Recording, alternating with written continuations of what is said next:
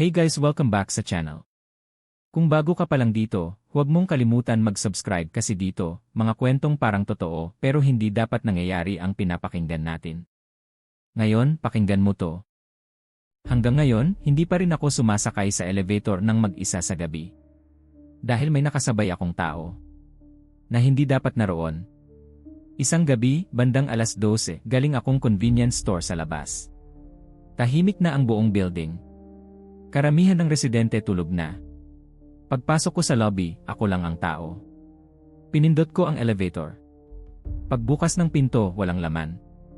Pumasok ako. Pinindot ko ang 17 rear floor. Bago magsara ang pinto, may isang lalaki ang humabol. Matangkad. Naka-hoodie. Naka-face mask. Normal lang naman. Maraming ganoon sa building. Tumabi siya sa sulok ng elevator. Tahimik lang. Habang paakyat kami, napansin kong wala siyang pinindot na floor. Akala ko nakalimutan lang. Kaya tinanong ko, "Boss, anong floor ka?" Hindi siya sumagot. Nakatingin lang siya sa floor indicator. Medyo awkward. Kaya tumahimik na rin ako. Pagdating sa 10 rear floor, biglang bumukas ang elevator. Walang tao sa labas.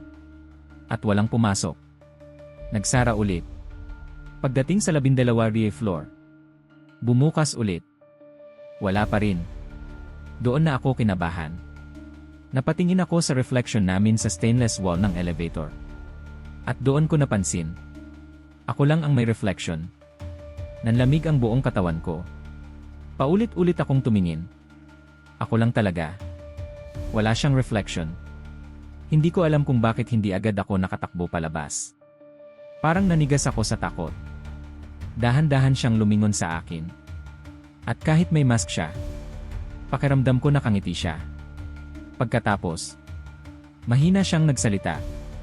Hindi ka dapat dito sumakay. Biglang namatay ang ilaw ng elevator. 3 segundo. 5 segundo. Madilim. Tahimik. At naririnig ko lang ang paghinga ko. Nang bumalik ang ilaw, ako na lang ang nasa loob. Wala na siya. Pagdating ko sa unit ko, hindi ako agad nakatulog. Kinabukasan, pumunta ako sa admin office. Tinanong ko kung may residenteng ganoon ang itsura. Naka-hoodie. Naka-mask. Matangkad. Tahimik silang nagkatinginan. Pagkatapos, may ipinakita silang lumang incident report. 3 taon na ang nakalipas. May residenteng namatay sa elevator shaft habang ginagawa pa ang building. Ang nakalagay sa larawan. Parehong-pareho ng lalaking nakasabay ko. Pero ang mas nakakatakot, nang tignan namin ang CCTV ng lobby noong gabing iyon, nakita akong pumasok sa elevator.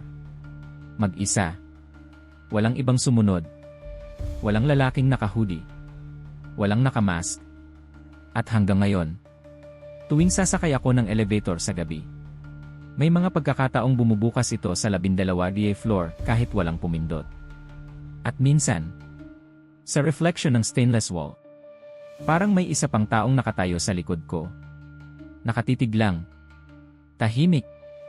At hindi ko pa rin alam kung bakit niya sinabi, "Hindi ka dapat dito sumakay. Kung umabot ka hanggang dito, salamat. Pero bago ka umalis, check mo muna kung may gumagalaw sa likod mo."